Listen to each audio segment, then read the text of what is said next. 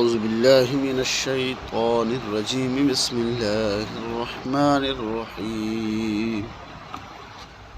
وجزاهم بما صبروا جنة وحريرا متكئين فيها على الأرائك لا يرون فيها شمسا ولا زمهريرا ودانية عليهم ظلالها وذللت قطوفها تذليلا ويطاف عليهم بآنية من فضة وأكواب كانت قوارير من فضة قدروها تقديرا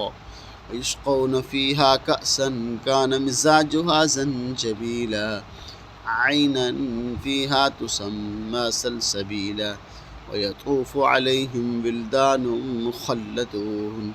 إذا رأيتهم حسبتهم لؤلؤا منثورا وإذا رأيت ثم رأيت نعيما وملكا كبيرا عاليهم ثياب سندس خضر واستبرق وحلوا أساور من فضة وسقاهم ربهم شرابا طهورا إن هذا كان لكم جزاء وكان سعيكم مشكورا صدق اللہ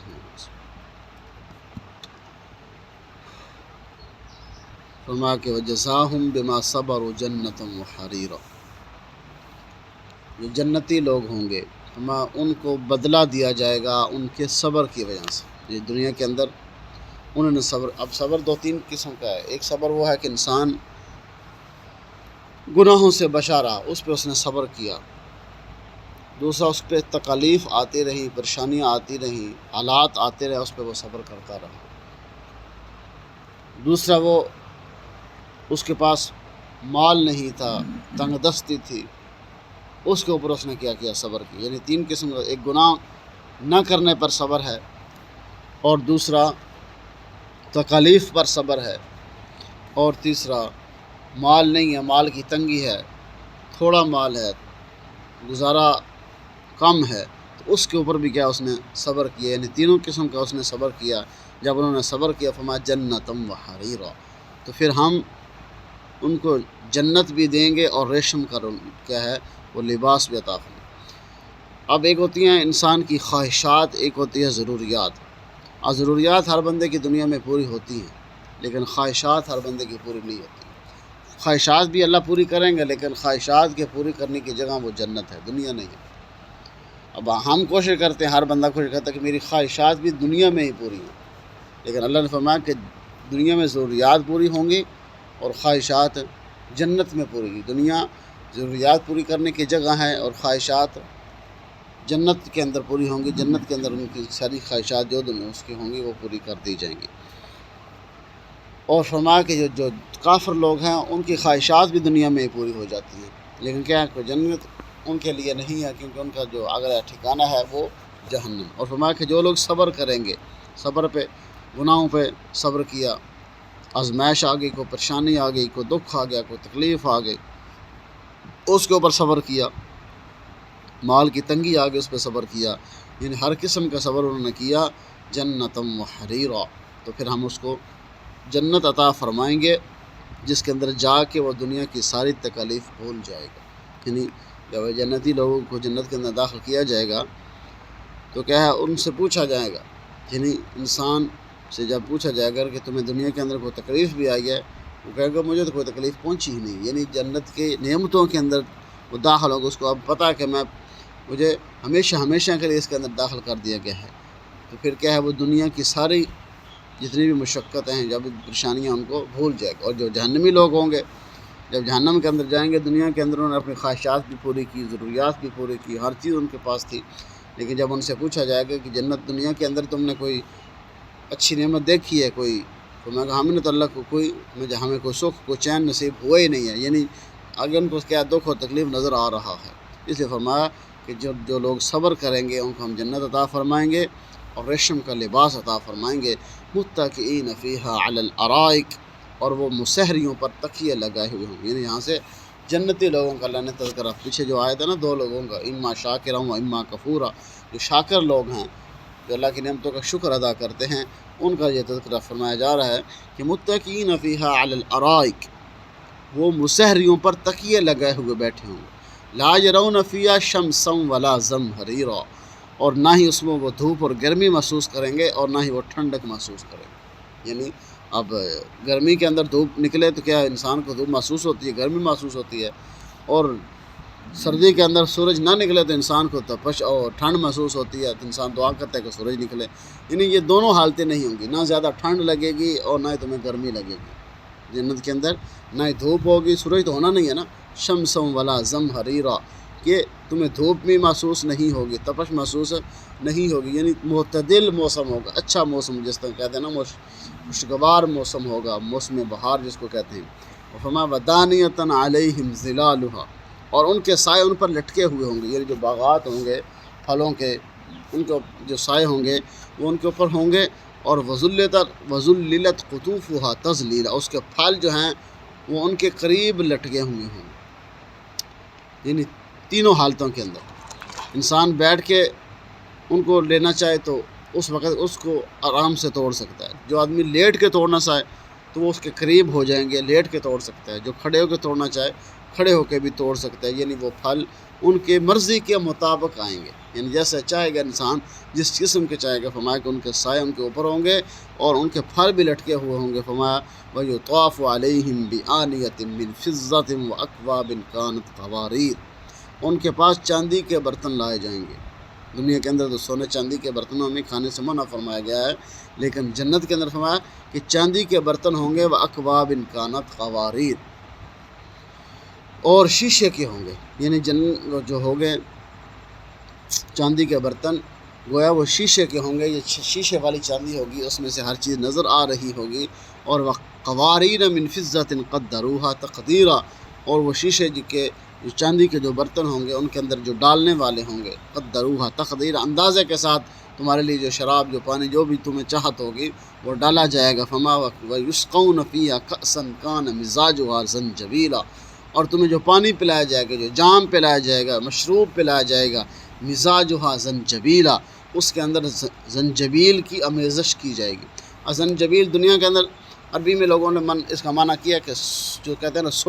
سونڈ، اس کو ملایا جائے گا، لیکن یہ سونڈ یہ دنیا والی نہیں ہوگی، جیسے یہ آخرت والی ہوگی، اس کا بڑی لذت محسوس، یعنی یہ صرف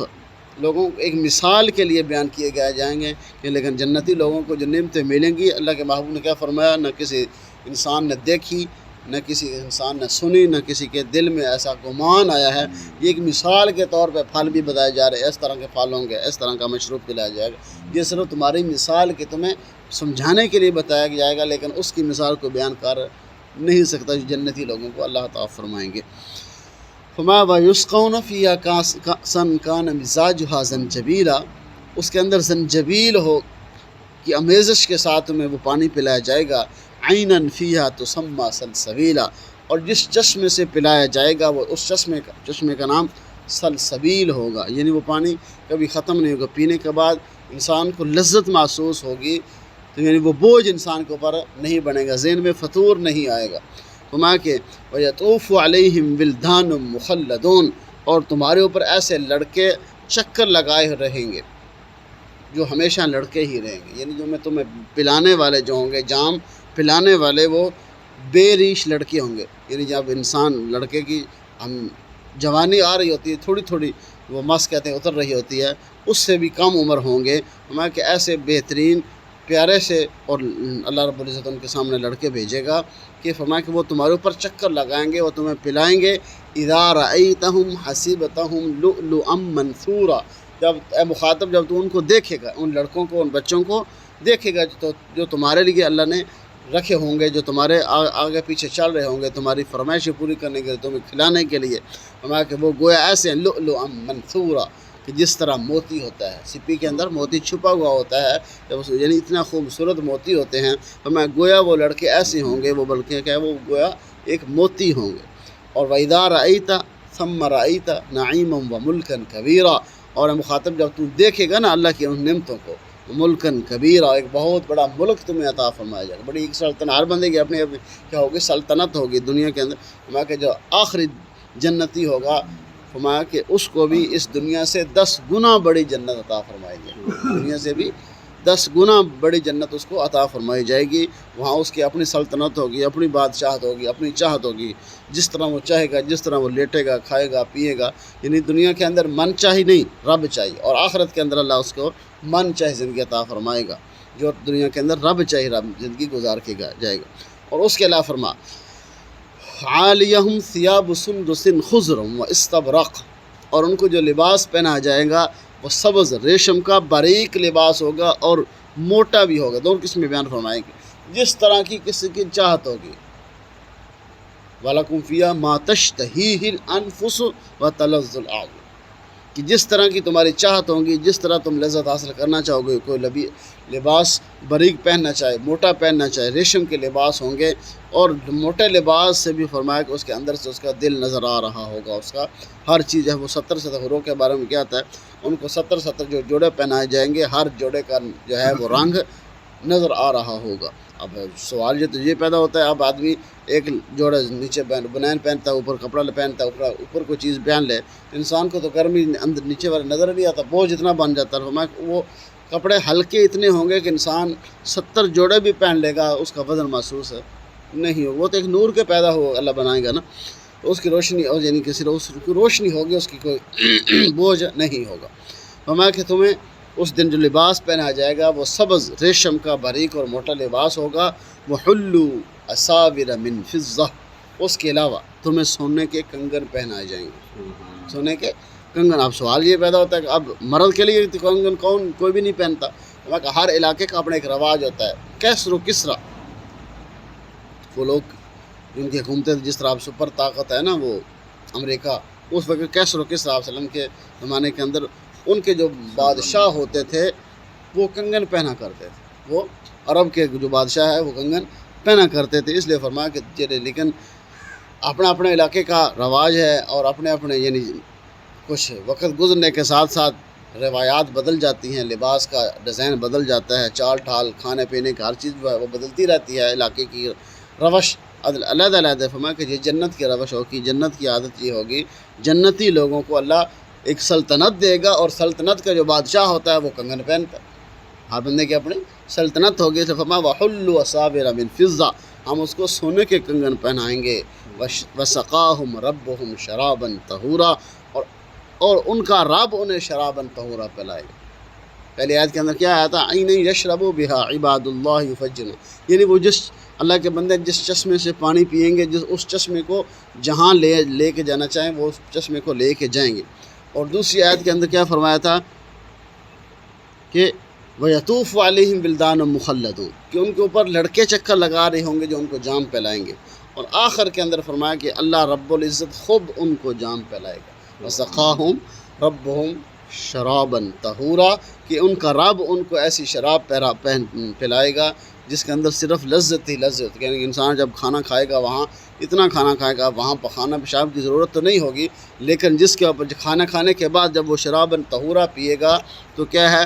وہ ایسا اس کو ڈکار آئے گا کہ ہر چیز وہ ہضم ہو جائے گی، اور پسینے کے ذریعے سے یا کسی اور ذریعے سے کیا ہے وہ اس کا کھانا جو ہے وہ باہر نکل جائے گا، کہ نہیں اس کے بعد اس کو دوبارہ بھی پھر وہ بھوک لگ جائے گی کہ آدمی جن کھانا کھا لے اس کے بعد کیا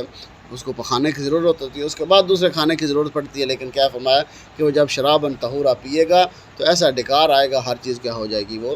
ہضم ہو جائے گی۔ فرمایا کہ اس کے اندر لذت ہوگی، ذہن میں اندر فطور نہیں آئے گا، ذہن خراب نہیں ہوگا، آدمی گالی گلوچ نہیں دے گا، بلکہ اس کے سے کیا ہوگا، لذت محسوس کرے گا۔ فرمایا ان هذا، یہ کیوں دیا جائے گا، ان هذا كان لكم جزاء وكان سعيكم مشكورا، اللہ رب فرمائیں کہ بے شک یہ ہے تمہاری جزا، یہ ہے تمہارا بدلہ، وكان سعيكم مشكورا، اور جو تم دنیا کے اندر کوششیں کرتے رہے ہم نے اس کی قدردانی کی ہے، ہم نے تمہاری کوششوں کو بیکار نہیں چھوڑا، ہم نے اس کے اندر عیب نہیں نکالا۔ جو بھی چھوٹی موٹی جتنی انسان سے کوشش ہو سکتی ہے دنیا کے اندر، انسان کیا ہے اچھے اعمال کرے، نماز ہے، روزہ ہے، حج ہے، زکوٰۃ ہے، صدقہ خیرات ہے، یعنی جتنی انسان کے اندر ہمت ہے، جتنی انسان کے اندر طاقت ہے، اللہ فرماتے ہیں لا یکلف اللہ نفسا الا وسعها، کہ اللہ نے ہر انسان کو اتنا ہی مکلف بنایا جتنا اللہ نے اس کو دیا ہے. کہتے ہیں نا جتنا بڑا سر ہوتا ہے اتنی زیادہ بڑی درد ہوتی ہے، اتنی پیڑ ہوتی ہے. تو کسی کو اللہ سر سے زیادہ بڑی پیڑ درد نہیں دیتے. فرمایا کہ اس لیے فرمایا کہ جتنی انسان کی کوشش ہو سکے، جتنی ہمت ہو سکے، انسان کو دنیا کے اندر اچھے اعمال کرنے چاہیے، اور جن کا قیامت کے دن اللہ اس کا بدلہ عطا فرمائے، اور اللہ رب العزت ہماری ان کوششوں کی قدردانی فرمائیں گے، نہ شکر نہ قدری نہیں کریں گے. اللہ ہمیں عمل